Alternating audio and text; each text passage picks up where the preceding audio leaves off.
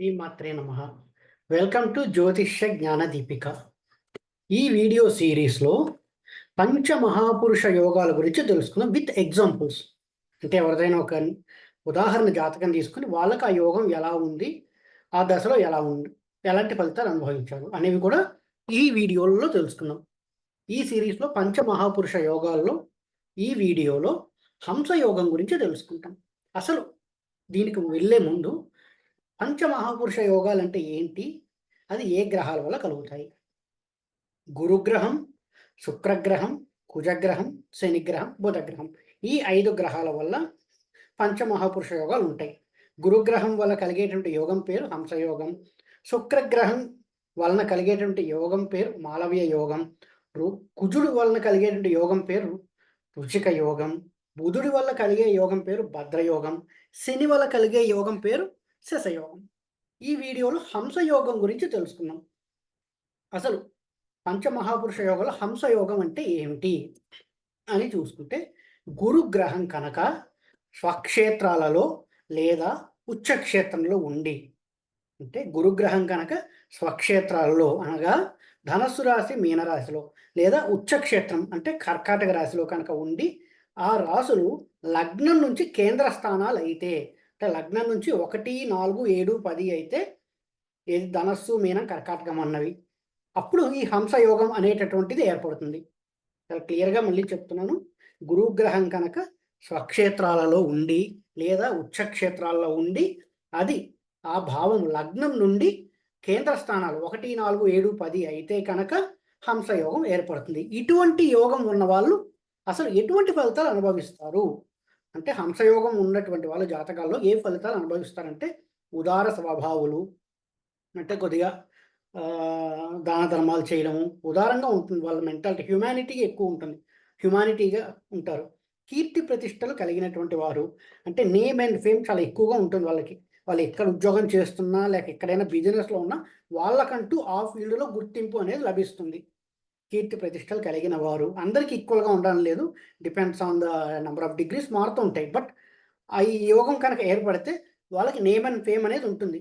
అది లోకల్ కావచ్చు, గ్లోబల్ కావచ్చు, స్టేట్ వైడ్ కావచ్చు, లేదా ఒక డిస్ట్రిక్ట్ వైడ్, ఏదో కొంతవరకు వాళ్ళకంటూ ఒక నేమ్ అండ్ ఫేమ్ అనేది ఉంటుంది. దాన ధర్మాలు చేయవారు, అంటే ఏదో ఒక విధంగా దాతృత్వం, డబ్బులు ఇవ్వడం కానీ, ఇంకో విధంగా కానీ, బీద వాళ్ళని ఆదుకోవడం కానీ, లేదా లేదు అనే వాళ్ళకి ఏం చేస్తే ఆ ప్రాబ్లం సాల్వ్ అవుతాయి అనేటటువంటి మెంటాలిటీ కలిగిన వాళ్ళు ఉంటారు. దాన ధర్మాలు చేయవారు, దైవభక్తి అధికంగా ఉన్నవాళ్ళు. ఎందుకంటే గురుడు వల్ల ఏర్పడింది కదా, దైవభక్తి బాగా ఉంటుంది. అంటే దేవుణ్ణి నమ్ముతారు, సదా దైవనామస్మరణ చేసుకుంటూ ఉంటారు, ధనవంతులుగా ఉంటారు. అంటే గురుడు అంటేనే మీకేంటి, ధనకారకుడు. సో ఈ హంసయోగం ఏర్పడితే గురుడి వల్ల డబ్బులు అనేవి చాలా బాగుంటాయని చెప్పుకోవచ్చు. మంచి వెల్దీ పర్సన్స్ అవుతారు. తర్వాత రాజ సన్మానాలు దక్కుతాయి. అంటే ప్రభుత్వం నుంచి కావచ్చు, ఇంకో నుంచి కావచ్చు, ఒక సన్మానం అనేది దక్కుతుంది. వాళ్ళకంటూ కొంత అవార్డ్స్, రివార్డ్స్, రికగ్నిషన్ ఇవనేది ఎక్కువగా ఉంటాయి. సో ఈ హంసయోగం ఉన్న వాళ్ళకు ఉండేటువంటి రిజల్ట్స్ ఏంటంటే, ఉదార స్వభావాలు, కీర్తి ప్రతిష్టలు కలిగిన వారు, ధనవంతులుగా ఉండువారు, దాన ధర్మాలు చేయవారు, దైవభక్తి కలిగిన వారు, రాజ సన్మానాలు దక్కుతాయి. ఇలా ఉంటాయి వాళ్ళకన్ని రిజల్ట్స్. సో ఎవరికైనా ఉదాహరణ జాతకం తీసుకుని అసలు హంసయోగం ఎలా ఉంటుంది అనేది చూసుకుంటే కనుక, మనకి తెలిసిన వ్యక్తి చాలామందికి చిరంజీవి గారి జాతకం ఉదాహరణగా తీసుకుందాం.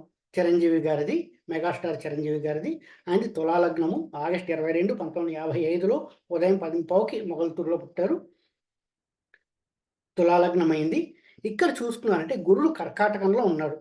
గురుడు కర్కాటక రాశిలో ఉండి 10th హౌస్ అయింది. ఉచ్చక్షేత్రంలో ఉండి కేంద్ర స్థానం 10th హౌస్లో ఉన్నాడు. సో ఈయనకి ఇక్కడ హంసయోగం చాలా క్లియర్గా ఏర్పడింది. ఎలాగా, లగ్నం నుంచి 10th హౌస్ కర్కాటక రాశి, తులాలగ్నానికి తులా, వృశ్చికం, ధనస్సు, మకరం, కుంభం, మీనం, మేషం, వృషభం, మిథునం, కర్కాటకం. సో 10th హౌస్లో గురుడు ఉచ్చ పొంది ఉన్నాడు, కేంద్ర స్థానం అయింది, హంసయోగం ఏర్పడింది. సో ఈయన ఎటువంటి ఫలితాలు అనుభవించాలని చూసుకుంటే కనుక, ఈయనకి గురు మహాదశ 1977లో మొదలయ్యి 93 వరకు ఉంది. గురు మహాదశ అంతా జరిగింది 77 నుంచి 93 వరకు. ఆయనకి మొట్టమొదట రిలీజ్ అయిన సినిమా 1978, అంటే దాని ముందే ఇండస్ట్రీకి వచ్చారు. రిలీజ్ అయిన సినిమా 1978లో. ఈ విధంగా చూస్తే హంసయోగంలో ఆయనకి ఒక కెరీర్ మొదలైంది. అక్కడ ఆయనకంటూ కెరీర్ మొదలై ఒక గుర్తింపు రావడం మెల్లిగా మొదలైంది. ఆయన చేసింది ఏంటంటే ధనలాభాలు అనేవి ఖచ్చితంగా కలిగాయి ఆయనకి. కీర్తి ప్రతిష్టలు కలిగాయి. చూసుకున్నామంటే ఇందాక చెప్పినవన్నీ ధనలాభాలు ఉన్నాయి, కీర్తి ప్రతిష్టలు ఉన్నాయి. ఆయన దాన ధర్మాలు అంటే రక్తదానం, నేత్రదానం ఇలాంటి క్యాంప్స్ ఎన్నో అరేంజ్ చేశారు. చిరంజీవి చారిటబుల్ ట్రస్ట్ అనేది అరేంజ్ చేసి అందరికీ బ్లడ్ డొనేషన్స్, ఐ డొనేషన్స్ లాంటివి చేయించడం జరిగింది.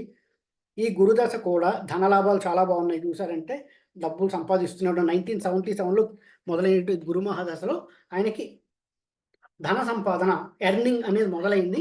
అంచెలంచెలుగా ఎదుగుతూనే ఉన్నారు. ఎక్కడ ఇంకా ఫెయిల్యూర్స్ లేకుండా స్టెప్ బై స్టెప్ ఎదుగుతూ ఉంటారు. ఇంకా ఎలా ఎదిగారు ఏంటంటే అంతర్దశలు చూసుకుంటూ రావాలి. బట్ ఇక్కడ నేను చెప్తున్న కాన్సెప్ట్ ఏంటంటే ఓన్లీ హంసయోగం గురించి ఫోకస్ చేశాం కాబట్టి గురు మహాదశ ఫోకస్ చేయడం జరిగింది. ఈ హంసయోగం అనేది గురువు వలన ఏర్పడింది. ఆ యోగంలో ఆయన కెరీర్ కూడా స్టార్ట్ అయింది కాబట్టి అక్కడి నుంచి ఎర్నింగ్ చాలా బాగుంది. ధనలాభాలు, కీర్తి ప్రతిష్టలు. ఆయనకంటే ఒక గుర్తింపు అనేది వచ్చేసింది. ఒక 1983 ఖైదీ అనుకుంటా రిలీజ్ అయిన తర్వాత ఆయనకంటూ గుర్తింపు వచ్చింది. ఒక స్టార్డమ్ అనేది మెల్లిగా తీసుకొని వచ్చారు. 1993 ఎండింగ్ అయ్యేసరికి చిరంజీవి అనేది ఒక ఫేమస్ పర్సనాలిటీ అయిపోయాడు సినిమా ఇండస్ట్రీలో. చిరంజీవి అన్న వ్యక్తి ఆయన ఒక ఫేమస్ పర్సనాలిటీ అయిపోయాడు మూవీ ఇండస్ట్రీలో. గురుదశలో అవార్డ్స్, రికగ్నిషన్స్ లాంటివి తీసుకుంటే 1987లోను, 1992లోను ఆయనకి నంది అవార్డు వచ్చింది. అంతేకాకుండా 1982, 85, 92, 93లో ఫిలింఫేర్ అవార్డ్స్ వచ్చాయి. సో గురు మహాదశ అంతా అవార్డ్స్, రివార్డ్స్, రికగ్నిషన్స్, ఎర్నింగ్స్, ఉదార స్వభావం, దాన ధర్మాలు, దైవభక్తి కూడా ఉంది ఈయనకి. నా ఆంజనేయ స్వామి భక్తుడు, దైవభక్తి ఉంది. ఈ విధంగా చూసుకుంటే హంసయోగంలో ఉండాల్సినటువంటి అన్ని క్వాలిటీస్, అన్ని రిజల్ట్స్ ఈయన జాతకానికి ఎగ్జాక్ట్గా యాప్ట్ అయ్యాయి. ఈ విధంగా ఉదాహరణ జాతకంతో అన్ని యోగాలు కూడా చెప్పడం జరుగుతుంది. ఈ వీడియోలో మనం ఏం తెలుసుకున్నాం? హంసయోగం గురించి తెలుసుకున్నాం. హంసయోగం అనేది గురుగ్రహం వల్ల ఏర్పడుతుంది. అది స్వక్షేత్రంలో కానీ, ఉచ్చక్షేత్రంలో కానీ, లగ్నం నుంచి కేంద్రంలో ఉంటే హంసయోగం ఏర్పడుతుంది. ఈ హంసయోగం ఉన్నవాళ్ళు ఎలా ఉంటారు? ఉదార స్వభావాలు, కీర్తి ప్రతిష్టలు కలిగిన వారు, దాన ధర్మాలు చేయువారు, దైవభక్తికి అధికంగా ఉన్నవాళ్ళు, ధనవంతులుగా ఉండేవారు, రాజసన్మాలు దక్కుతాయి.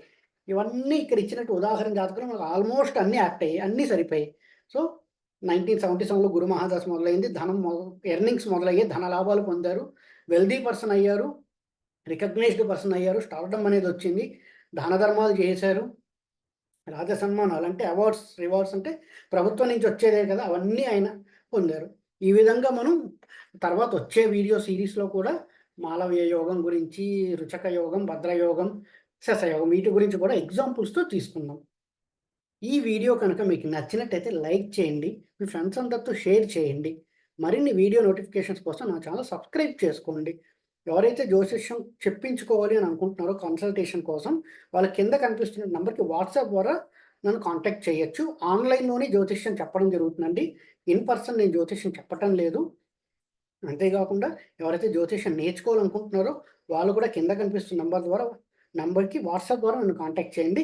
ఆన్లైన్లో జ్యోతిష్యం నేర్పడం జరుగుతుంది. ఇన్ పర్సన్ కాదండి, ఆన్లైన్లోనే జ్యోతిష్యం నేర్పడం జరుగుతుంది. ఓం నమో నారాయణ.